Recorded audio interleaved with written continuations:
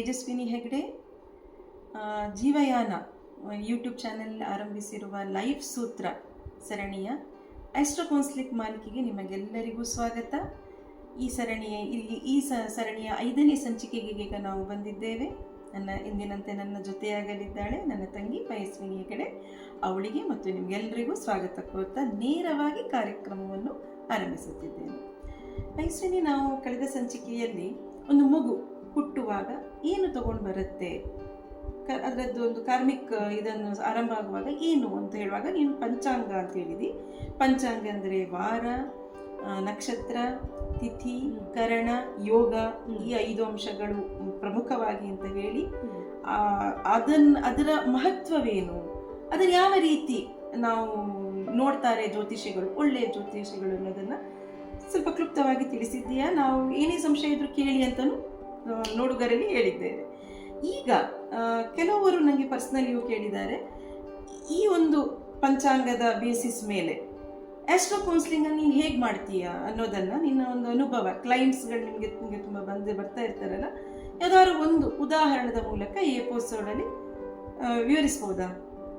ಖಂಡಿತ.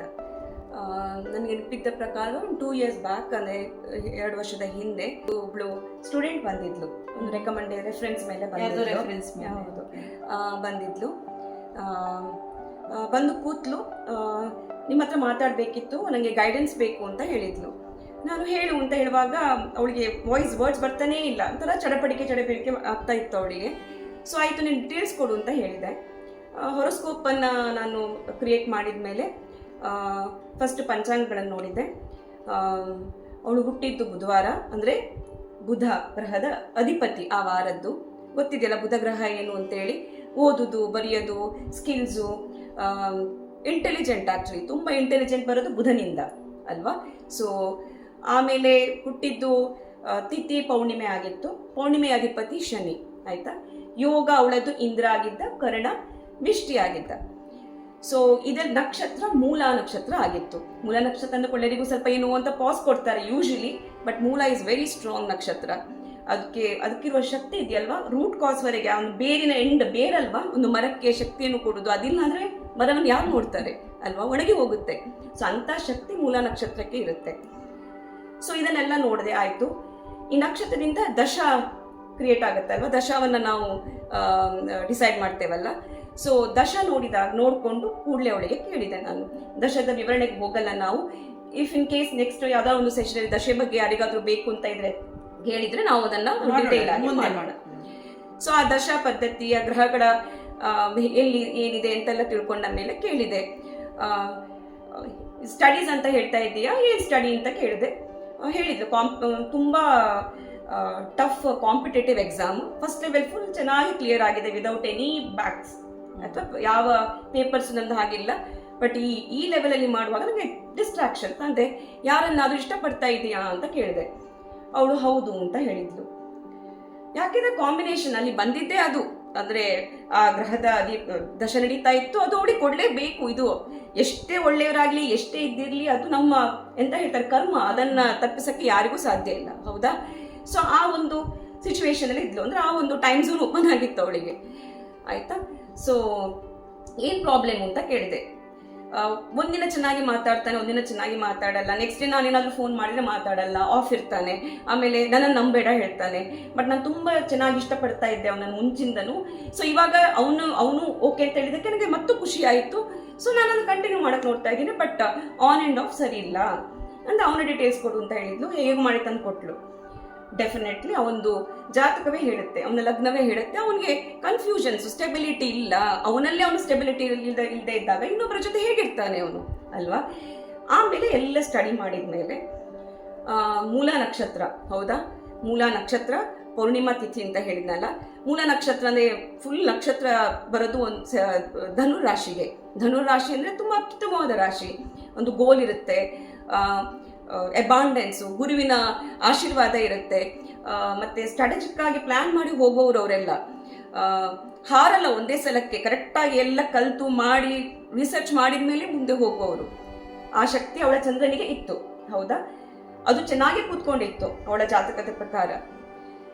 ಆಮೇಲೆ ಬುಧವಾರ ಹುಟ್ಟಿದವಳು ಡೆಫಿನೆಟ್ಲಿ ಬುಧನ ಓದುವಿಕೆಯಲ್ಲಿ ತುಂಬಾ ತುಂಬಾ ಡೀಪ್ ಆಗಿ ಹೋಗೋಳು ಅಂತ ಗೊತ್ತು. ಪೌರ್ಣಿಮೆ ಅಂತ ಹೇಳಿದೆ, ಪೌರ್ಣಿಮೆಯಲ್ಲಿ ಚಂದ್ರ ಮತ್ತೆ ಸೂರ್ಯ ಆಪೋಸಿಟ್ ಇರ್ತಾರೆ. ಆ ಚಂದ್ರನಿಗೆ ಸೂರ್ಯನಿಂದ ಸಂಪೂರ್ಣವಾಗಿ ಎನರ್ಜಿ, ಆ ಶಕ್ತಿ ಸಿಕ್ಕಾಗಿದೆ ಅವಳಿಗೆ. ಅಂದ್ರೆ ಒಂದು ಚೂರು ಸಣ್ಣ ಗೈಡೆನ್ಸ್ ಕೊಟ್ಟರು ಅವಳಿಗೆ ಅರ್ಥ ಆಗುತ್ತೆ, ಅವಳಿಗೆ ಸಕ್ಸಸ್ ಸಿಗುತ್ತೆ, ಏನೋ ಒಂದು ಪರಿಹಾರ ಸಿಕ್ಕಿ ಅವಳು ಸಕ್ಸಸ್ ಆಗ್ಬೋದು ಅಂತ. ದಶಾದಲ್ಲಿ ಮಾತ್ರ ಸಬ್ ಅಂತರ್ ದಶಾದಲ್ಲಿ ರಾಹು ಇದ್ದ. ಆ ರಾಹು ಹೇಗೆ ಕೂತಿದ್ದ ಅಂದ್ರೆ ಎಲ್ಲಿ ಅವಳ ಫೋಕಸ್ ಇರುತ್ತೋ ಅಲ್ಲಿ ಸಕ್ಸಸ್ ಕೊಡೋದು, ಅಥವಾ ಅಲ್ಲಿ ಅವಳನ್ನ ಲೂಪಲ್ಲಿ ಹಾಕೋದು, ಅವಳಲ್ಲಿ ಕನ್ಫ್ಯೂಷನ್ಸ್ ತರೋದು, ಅಥವಾ ಅಲ್ಲಿ ವಿನ್ ಆಗೋ ತರ ಮಾಡೋದು. ಈಗ ಅವಳು ಜಗಳಾಡಿ ಮಾತಾಡಿ ವಿನ್ ಆಗಿ ಏನೋ ಮದುವೆ ಹಾಕೋಬಹುದು ಅವಳು ಅವನನ್ನ, ಬಟ್ ಚೆನ್ನಾಗಿರುತ್ತಾ ಅದು ಈಗ ಅವಳು ಓದುವಾಗ ಇಲ್ಲ. ಸೊ ನಾನು ಅವಳಿಗೆ ಒಂದೇ ಒಂದು ಹೇಳಿದ್ದು, ನಿನ್ಗೆ ಈ ಟೈಮ್ ಇವಾಗ ಹೀಗಿದೆ, ಈ ಹುಡುಗ ಖಂಡಿತವಾಗಿ ನಿನಗೆ ಈ ಟೈಮಲ್ಲಿ ಸರಿಯಾದ ರೀತಿಯಲ್ಲಿ ವ್ಯವಹಾರ ಮಾಡಲ್ಲ. ಹೇಳಿದ್ಲು ಸೆಕೆಂಡ್ ಲೆವೆಲ್ ಬ್ಯಾಕ್ಸ್ ಬಂತು ಅಂತ ಹೇಳಿದ್ಲ, ನಾನು ಹೇಳಿದೆ ಕಟ್ ಮಾಡು, ಈಗ ನಿನಗೆ ವಿನ್ ಆಗೋ ಸಕ್ಸಸ್ ಸಿಗುವ ಟೈಮು. ಎಲ್ಲಾ ರೀತಿಯಲ್ಲಿ ನೀನು ಡೀಪ್ ಸ್ಟಡಿ ಮಾಡಿ ಫೋಕಸ್ ಇಂದ ಹೋದ್ರೆ ಖಂಡಿತವಾಗಿ ಈ ಸಲ ನಿನಗೆ ಎಲ್ಲ ಕ್ಲಿಯರ್ ಮಾಡಕ್ಕಾಗತ್ತೆ, ಏನು ತೊಂದರೆ ಇರಲ್ಲ. ಅವಳು ಹೇಳಿದ್ಲು ಹೇಗೆ ಮಾಡಬೇಕು ನನಗೆ ಗೊತ್ತಾಗ್ತಾ ಇಲ್ಲ. ನಾನು ಹೇಳಿದೆ ನಿನ್ನ ಫೋನೆಲ್ಲ ಆ ಕಡೆ ಇಟ್ಟು ಬೆಳಗ್ಗೆ ಎದ್ದು ಕೆಲವೊಂದು ಸಣ್ಣ ಸಣ್ಣ ಪುಟ್ಟ ಅವಳ ಬಿಹೇವಿಯರ್ ಮತ್ತೆ ಪ್ರಾಕ್ಟೀಸಸ್ ಹೇಳ್ಕೊಟ್ಟೆ, ಮನೆಯಲ್ಲಿ ಇರು ಅಂತ ಹೇಳಿದೆ. ನನಗೆ ಮನೆಯಲ್ಲಿ ಇರಕ್ಕಾಗಲ್ಲ ಅಂತ ಹೇಳಿದ್ಲು. ಅಗೇನ್ ನೋಡಿದೆ ತಾಯಿಯ ಸ್ಥಾನ, ಚಂದ್ರನ ಸ್ಥಾನ, ತಾಯಿಯ ಸ್ಥಾನ, ಚಂದ್ರ ಮೂಲದಲ್ಲಿ ಇರೋದು ಅಂದ್ರೆ ಕೇತು ನಕ್ಷತ್ರದಲ್ಲಿ, ಅಂದ್ರೆ connection with mother is not that complete. ಅಂದ್ರೆ ಇವಳಿಗೆ ಆಗಲ್ಲ, ಕನೆಕ್ಷನ್ ಇಲ್ಲ ಅಲ್ಲಿ ಹೆಚ್ಚು. ಮತ್ತೆ ಅಲ್ಲಿ 4ನೇ ಮನೆಯಲ್ಲಿ ಕೂತ ಅಂದ್ರೆ ಯೂಶುವಲಿ ತನ್ನ ತಾಯಿಗೆ ಹೊರಸ್ಕೋಪ್ ಅಲ್ಲಿ 4ನೇ ಮನೆ ನೋಡ್ತಾರೆ, ಅಲ್ಲಿ ಅವಳಿಗಾಗಿ ಬರಲ್ಲ. ಸೊ ತಾಯಿ ಕೂತ ಕೂಡಲೇ ನೀನು ಮದುವೆ ಆಗೋಳು, ಆ ಕೆಲಸ ಮಾಡಿಸೋದು ಈ ಕೆಲಸ ಮಾಡಿಸೋದು, ಅವಳಿಗೆ ಫೋಕಸ್ ಇಲ್ಲ. ಸೊ ತಂದೆ ಇಲ್ಲೋ ಬೇರೆ ಕಡೆ ಇರೋದು, ಅವನಿಗೆ ಅರ್ಥ ಆಗುತ್ತೆ ತಂದೆಗೆ, ಬಟ್ ಆಗಲ್ಲ ತಂದೆ ಹತ್ರ ಎಕ್ಸ್ಪ್ರೆಸ್ ಮಾಡಕ್ಕೆ. ಸೊ ನಾನು ಹಾಗಾಗಿ ಅಂದವಳಿಗೆ ಎಲ್ಲಾದ್ರೂ ಹೋಗು, ಯಾಕಂದ್ರೆ ಈ ಟೈಮ್ ನೀನು ಮಿಸ್ ಮಾಡ್ಕೊಂಡ್ರೆ ನಿನಗೆ ಸಿಗಲ್ಲ. ನೇಮ್ ಫೇಮ್ ಬರುವ ಟೈಮ್ ಇವಾಗ ನಿನಗೆ, ಸಕ್ಸಸ್ ಅನ್ನ ಸೆಲೆಬ್ರೇಟ್ ಮಾಡುವ ಟೈಮ್ ನಿನಗೆ. ಇದನ್ನೆಲ್ಲ ತಳ್ಳು, ಇವನೇ ಸಿಗ್ಬೇಕು, ಇವನಲ್ಲೇ ಆಗ್ಬೇಕು ಅಂತ ಹೇಳಿದ್ರೆ ಇದನ್ನ ಮುಗ್ದ ಮೇಲೆ ಅವ್ನು ಬರ್ತಾನೆ, ಅವನನ್ನು ನೀನು ಮಾಡ್ಬೋದು. ಯಾಕಂದ್ರೆ ಕೆಲವ್ರು ಮಕ್ಕಳು ಅರ್ಥ ಮಾಡ್ಕೊಡ್ತಾರೆ, ಕೆಲವರಿಗೆ ಬಿಟ್ಟು ಬಿಡು ಹೇಳಿದ ಕೂಡಲೇ ಆಗಲ್ಲ, ಯಾಕೆ ಬಿಡಬೇಕು, ಯಾಕಾಗಲ್ಲ, ಆ ತರ ಮನಸ್ಥಿತಿ. ಬಟ್ ಇವಳು ಮೂಲಾ ನಕ್ಷತ್ರದವಳಾಗಿ ಸೂರ್ಯನಿಂದ ಪ್ರಭಾವಿತಳಾಗಿರೋ ಚಂದ್ರ ಅದು, ಮತ್ತೆ ಕೆಲವೊಂದು ನೋಡಿದಾಗ ಖಂಡಿತವಾಗಿ ಅವಳು ಸಾಧಿಸಬಲ್ಲಳು ಅಂತ ಹೇಳಿ ಒಂದು ವಿಶ್ವಾಸ ಇತ್ತು ನನಗೆ. ಸೊ ಬೇರೆ ಬೇರೆ ರೀತಿ ಅವಳಿಗೆ ಎಕ್ಸ್ಪ್ಲೇನ್ ಮಾಡಿ, ನಾನು ಬಿಡಬೇಡ ಅಂತ ಹೇಳಲಿಲ್ಲ, ಇದನ್ನ ಮುಗಿಸ್ಕೊ ಆಮೇಲೆ ನೋಡು, ಆವಾಗ ನಿಂಗೆ ಏನಾಗುತ್ತೆ, ಹೇಗಿರುತ್ತೆ ವ್ಯವಹಾರ, ಆ ಥರ ಮುಂದೆ ಹೋಗು, ಇದು ಫಸ್ಟು ಅದಾಮೇಲೆ ಅಂತ ಹೇಳಿದೆ. ಆಮೇಲೆ ಹೇಳಿದ್ಲು ಮತ್ತೇನ್ ಮಾಡ್ಲಿ, ನಾನು ಯಾವ್ದಾದ್ರು ದೇವರಿಗೆ ಹೋಗ್ಬೇಕಾ ಅಂತ ಕೇಳಿದ್ಲು. ಪೌರ್ಣಿಮಾ ತಿಥಿ ಅಲ್ವಾ, ಪೌರ್ಣಿಮದಲ್ಲಿ ಆ ಪೌರ್ಣಿಮೆ ದಿನ ಈ ತರ ಮಾಡು ಅಂತ ಹೇಳ್ಕೊಟ್ಟೆ. ಯಾಕೆಂದ್ರೆ emotionally she has to be balanced. ಯಾಕೆಂದ್ರೆ ರಾಹು ಸ್ವಲ್ಪ ಆಟ ಆಡಿಸ್ತಾ ಇರ್ತಾನೆ, ಅವನೇನು ಬಿಡಲ್ಲ. ಇನ್ನೊಂದು ರಾಹುವನ್ನ ಬ್ಯಾಲೆನ್ಸ್ ಮಾಡೋದನ್ನ ಆಪೋಸಿಟ್ ಇರುವ, ಯಾವತ್ತೂ ಅವನ ಆಪೋಸಿಟ್ ಇರೋದು ಕೇತು. ಇವಳ ನಕ್ಷತ್ರ ಅಧಿಪತಿಯು ಕೇತು. ಆ ಅಧಿಪತಿಗೆ ಇರುವ ಒಂದು ದೈವಿ ಶಕ್ತಿ ಇರೋನು ಅಂದ್ರೆ ಗಣಪತಿ. ಅವಳಿಗೆ ಹೇಳಿದೆ ನೀನು ಗಣಪತಿ ಹತ್ರ ಹೋಗು, ದಿನಾಲು ಹೋಗು, ಅವನಿಗೆ ಪ್ರದಕ್ಷಿಣೆ ಹಾಕು, ಆಮೇಲೆ ಶುರು ಮಾಡು. ಎಲ್ಲಾದ್ರೂ ಮನೆಯಿಂದ ಹೊರಗೋಗು, ಮನೇಲಿದ್ರೆ ಆಗಲ್ಲ. ಯಾಕಂದ್ರೆ ಇಮೋಷನಲಿ ಮತ್ತೆ ಅಪ್ಸ್ ಅಂಡ್ ಡೌನ್ ಆಗುತ್ತೆ ಅವಳ ತಾಯಿಯಿಂದ. ತಾಯಿ ಅರ್ಥ ಮಾಡ್ಕೊಳ್ಳಲ್ಲ, ಹಳ್ಳಿಯವರು. ಈಗ ನಾವು ಹೇಳಿದ್ದೆ ಒಂದು ಎಪಿಸೋಡ್ ಅಲ್ಲಿ, ಮಗುವಿನ ಮನಸ್ಸಿನ ಮೇಲೆ ಕರೆಕ್ಟ್ ತಾಯಿಯ ಪ್ರಭಾವ ಹೆಚ್ಚಿರುತ್ತೆ. ಅವಳು ಅದನ್ನು ಡೌನ್ ಆಗ್ತಾಳೆ ಅವಳು. ಸೊ ಅವಳು ಅರ್ಥ ಮಾಡ್ಕೊಳ್ಳೋ ಶಕ್ತಿ ಅವಳ ಚಂದ್ರನಿಂದ ಸಿಕ್ಕಿರೋದು. ಅವಳು ಧನು ರಾಶಿಯವಳು, ಪೌರ್ಣಿಮೆಯವಳು, ಸೂರ್ಯನಿಂದ ಶಕ್ತಿ ಸಿಕ್ಕಿದೆ ಅವಳಿಗೆ. ಸೊ ಅರ್ಥ ಮಾಡ್ಕೊಂಡು ಅವಳು ಒಂದು ವ್ಯವಸ್ಥೆ ಮಾಡ್ಕೊಂಡು ಬೆಳಿಗ್ಗೆ ಒಂದು ಸಂಜೆ ಹೊರಗಡೆ ಇದ್ದು ಕಲ್ತು ಆಮೇಲೆ ರಾತ್ರಿ ಬರ್ತಿದ್ದವಳು. ಬೆಳಿಗ್ಗೆ ಹೋಗ್ತಿದ್ಲು, ರಾತ್ರಿ ಬರ್ತಿದ್ಲು. ಆಫ್ಟರ್ ದಟ್ ಕಂಪ್ಲೀಟ್ಲಿ ಸಕ್ಸಸ್ಸಿಗೆ ನೇಮ್ ಫೇಮ್ ಅವಳನ್ನು ಫುಲ್ ಸೆಲೆಬ್ರೇಟ್ ಮಾಡುವಾಗೆ ಆಯ್ತು ಅವಳಿಗೆ. ಆದ್ರೆ ಅದೆಲ್ಲ ಮುಗ್ದ ಮೇಲೆ ಮತ್ತೆ ಬಂದ್ಲು, ಇಷ್ಟೆಲ್ಲ ನನಗೆ ಸಿಕ್ಕಿತ್ತು ಆದ್ರೆ ಇನ್ನರ್ ಪೀಸ್ ಇಲ್ಲ, ನನಗೆ ಖುಷಿ ಇಲ್ಲ ಅಂತ. ಆ ಎಲ್ಲ ಮುಗ್ದ ಮೇಲೆ ಮತ್ತೆ ಮನೆಗೆ ಹೋಗ್ಬೇಕಲ್ಲ, ಮನೆಯಲ್ಲಿ ಆ ಇಮೋಷನ್ಸ್ ಇಲ್ಲ ಅವಳಿಗೆ. ಆಮೇಲೆ ಎಲ್ಲಿ ಹೊರಗೆ ಬಂದು ಜಾಬ್ ಮಾಡಿ ಇಂಡಿಪೆಂಡೆಂಟ್ ಆಗಿದ್ದಾಳೆ, ಅವಳಷ್ಟಕ್ಕೆ ಅವಳು ಫ್ರೀ ಆಗಿದ್ದಾಳೆ ಇವಾಗ. ಹೀಗೆ ಕೌನ್ಸಿಲಿಂಗ್ ಆಗುತ್ತೆ. ಇಲ್ಲಿ ಪಂಚಾಂಗ ಫಸ್ಟ್ ಸ್ಟಡಿ ಮಾಡೋದು, ಇಮೋಷನ್ಸ್ ಏನು ಅಂತ, ದಶೆಯನ್ನು ನೋಡ್ಬೇಕು, ಹೇಗೆ ಗ್ರಹಗಳು ಕೂತಿವೆ ಅಂತ ನೋಡ್ಬೇಕು. ನಾವು ಕೊಡುವ ಪರಿಹಾರ ಅವ್ರಿಗೆ ಎಷ್ಟು ಇಫೆಕ್ಟಿವ್ ಇರುತ್ತೆ ಅದನ್ನು ನಮ್ಗೆ ಗೊತ್ತಿರಬೇಕು. ಇಲ್ಲ ನಾವು ಹೇಳುವ ರೀತಿಯಲ್ಲಿ ಹೇಳ್ತಾ ಹೋದ್ರೆ, ಇಲ್ಲ ನಿನ್ನ ಏಜ್ ಇವಾಗ ಇದಲ್ಲ, ಹೀಗೆ ಮಾಡ್ಬೇಕು ಹಾಗೆ ಮಾಡ್ಬೇಕು ಹೇಳಿಬಿಟ್ರೆ ಖಂಡಿತ ಈ ಜನರೇಷನ್ ಮಕ್ಕಳು ಒಪ್ಪಿಕೊಳ್ಳಲ್ಲ, ರಿವೋಲ್ಟ್ ಆಗ್ತಾರೆ, ಬೇಜಾರು ಮಾಡ್ಕೋತಾರೆ. ಆ ಸಣ್ಣ ಹುಡುಗಿ ಬಂದು ಹೇಳ್ತಾಳೆ, ಅಪ್ಪ ಅಮ್ಮನು ಹೋಗ್ತಾರೆ ಹೊರಸ್ಕೋಪ್ ತಗೊಂಡು, ಇಲ್ಲಿವರೆಗೆ ಫಸ್ಟ್ ಟೈಮ್ ನಿಮ್ಮ ಹತ್ರ ಈ ತರ ಬಂದು ಕೇಳೋದು ನಾನು, ಆದ್ರೆ ನಮ್ಗೆ ಬೇಕಾಗುತ್ತದೆ ಕೇಳಕ್ ಆಗಲ್ಲ. ಸೊ ನನ್ಗೆ ಬೇಕಾಗುತ್ತದೆ ನಿಮ್ಮ ಹತ್ರ ಓಪನ್ ಆಗಿ ಕೇಳ್ಬೋದಲ್ವಾ. ಸೊ ಅದಕ್ಕೆ ಯಂಗ್ ಜನ್ರೇಷನಿಗೆ ಜ್ಯೋತಿಷ್ಯವನ್ನು ತುಂಬ ಚೆನ್ನಾಗಿ ಪರಿಚಯ ಮಾಡಿಸ್ಬೇಕು ನಾವು.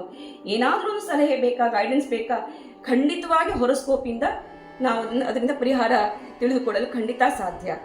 ಸೊ ಇದರಿಂದಾಗಿ ನಾನು ಹೇಳ ಬಯಸ್ತೇನೆ, ಆದಷ್ಟು ಈ ಜ್ಯೋತಿಷ್ಯದ ಮೂಲಕ, ಜ್ಯೋತಿಷ್ಯ ಅಂದರೆ ಯಾವುದೋ ಒಂದು ಹೆದರುವುದಲ್ಲ, ಅದೊಂದು ನಿಮ್ಮ ಕಾರ್ಮಿಕ್ ಪ್ಯಾಟರ್ನ್, ಈ ಟೈಮಲ್ಲಿ ಏನಾಗ್ತಾ ಇದೆ ಅಂತ ತಿಳಿಸ್ಕೊಡುತ್ತೆ. ಅದರ ಪ್ರಕಾರ ಪರಿಹಾರ, ಗೈಡೆನ್ಸು, ಸಣ್ಣ ಪುಟ್ಟದಲ್ಲಿ ಚೇಂಜಸ್, ಈಗ ಹೇಳಿದ್ನಲ್ಲ ಇನ್ಸಿಡೆಂಟು, ಸಣ್ಣ ಪುಟ್ಟ ಚೇಂಜಸ್ನಲ್ಲಿ ನಾವು ಸಕ್ಸಸ್ಸನ್ನು ಪಡಿಬಹುದು ಅಥವಾ ಮನಸ್ಸನ್ನು ಶಿಫ್ಟ್ ಮಾಡ್ಬೋದು. ಈಗ ಒಂದು ದಶೆ ಉದಾಹರಣೆ ಕೊಡಬೇಕು ಅಂತಿದೆ. ಎಷ್ಟೋ ಜನ ಬಂದು ಹೇಳ್ತಾರೆ, ಇನ್ನು ನನಗೆ ರಾಹು ಶುರು, ಶನಿ ಶುರು, ಚಾಲೆಂಜಿಂಗ್ ಇರುವ ದಶ ಶುರು ಅಂತ. Everything is good. ನಿಮ್ಮ ಏಜ್ ಆಗ್ತಾ ಇದ್ದಾಗ ರಾಹು ಬಂದರೂ ಅದನ್ನು ಎಕ್ಸೆಪ್ಟ್ ಮಾಡಿ, ಖುಷಿ ಪಡಿ. ನಿಮ್ಗೆ ಏನೋ ಡಿಸೈರ್ಸ್ ನಿಮ್ದು ಕಂಪ್ಲೀಟ್ ಮಾಡ್ಕೊಂಡಕ್ಕಾಗಿಲ್ಲ, ಆಸೆಗಳಿತ್ತು, ಈಗ ಮೇ ಬಿ ಆಸೆಗಳನ್ನು ಪೂರೈಸ್ಕೊಳ್ಬೋದಲ್ವಾ, ಒಂದು ತೃಪ್ತಿ ಸಿಗುತ್ತೆ ಆತ್ಮಕ್ಕೆ. ಒಳ್ಳೆ ರೀತಿಯಲ್ಲಿ ಪೂರೈಸ್ಕೊಂಡು ಅದನ್ನು ಕಂಪ್ಲೀಟ್ ಮಾಡ್ಬೋದು. ಎಲ್ಲ ದಶೆಯೂ ಇಂಪಾರ್ಟೆಂಟು, ಎಲ್ಲ ದಶೆಯಲ್ಲೂ ಎಂಜಾಯ್ ಮಾಡಿ. ಓನ್ಲಿ ಥಿಂಗ್ ಈಸ್ ಇಮೋಷನ್ಸನ್ನು ನಾವು ಬ್ಯಾಲೆನ್ಸ್ ಮಾಡೋದು ಕಲಿಬೇಕು. ಆ ಬ್ಯಾಲೆನ್ಸ್ ಮಾಡಿದರೆ ಯಾವ ದಶೆ ಬಂದ್ರೂ ನಮಗೆ ಯಾವ ತೊಂದರೆಗಳು ಆಗಲ್ಲ ಅಂತ ಹೇಳಿ ನಾನು ಮುಗಿಸೋಕ್ಕೆ ಇಷ್ಟಪಡ್ತೇನೆ. ಧನ್ಯವಾದ ತೇಜಸ್ವಿನಿ. ನಾನು ಮೊದಲ ಸಂಚಿಕೆಯಲ್ಲೇ ಹೇಳಿದ್ದೆ, ಮಾತಾಡಲು ಓಪನ್ ಆಗಿ ಆಗದೇ ಇದ್ದವರಿಗೆ ಆಸ್ಟ್ರೋ ಕೌನ್ಸಿಲಿಂಗ್ ಮೂಲಕ ಅವರ ಒಂದು ಬದುಕಲ್ಲಿ ಏನಾಗ್ತಾ ಇದೆ ಒಳ ಬದುಕಲ್ಲಿ ಅನ್ನೋದನ್ನು ತಿಳಿದುಕೊಳ್ತಾ, ಅವರಲ್ಲಿ ಪ್ರಶ್ನಿಸುತ್ತಾ, ಅವರಿಗೆ ಒಂದು ಆ ಜನರೇಷನ್, ಆಯಾ ಕಾಲಘಟ್ಟ, ಆ ವ್ಯಕ್ತಿಗೆ ಪರಿಹಾರ ಕೊಡುತ್ತಾ ಹೋಗಲು ಬಹಳ ಒಂದು ಅತ್ಯುತ್ತಮ ಸಾಧನ ಆಸ್ಟ್ರೋ ಕೌನ್ಸಿಲಿಂಗ್ ಅಂತ. ಅದು ಈ ಒಂದು ಉದಾಹರಣೆ ಮೂಲಕ ನಿಮಗೆ ಅರ್ಥ ಆಗಿರ್ಬೋದು ಅಂತ ಅಂದ್ಕೊಳ್ತೇನೆ. ಇಂತಹ ಇನ್ನೂ ಅನೇಕ ಉದಾಹರಣೆಗಳ ಮೂಲಕ ಆಸ್ಟ್ರಾಲಜಿಯನ್ನು ಮತ್ತಷ್ಟು ಆಪ್ತಗೊಳಿಸ್ತಾ ಹೋಗೋಣ. ಇದು ಯಾವುದೋ ಒಂದು ಕಗ್ಗಂಟು ಮೌಢ್ಯ ಅನ್ನೋ ಮೌಢ್ಯವನ್ನು ನಾವು ನಿವಾರಿಸ್ತಾ ಹೋಗೋಣ. ಮತ್ತೆ ಇನ್ನೊಂದು ಸಂಚಿಕೆಯಲ್ಲಿ ಹೊಸ ಒಂದು ಉದಾಹರಣೆಯೊಂದಿಗೆ ಬರೋಣ. ಜೊತೆಗಿರಿ, ಜೊತೆಗಿದ್ದೀರಿ ಎಂಬ ವಿಶ್ವಾಸ ನಮ್ಮದು. ಧನ್ಯವಾದ. ನಮಸ್ತೆ.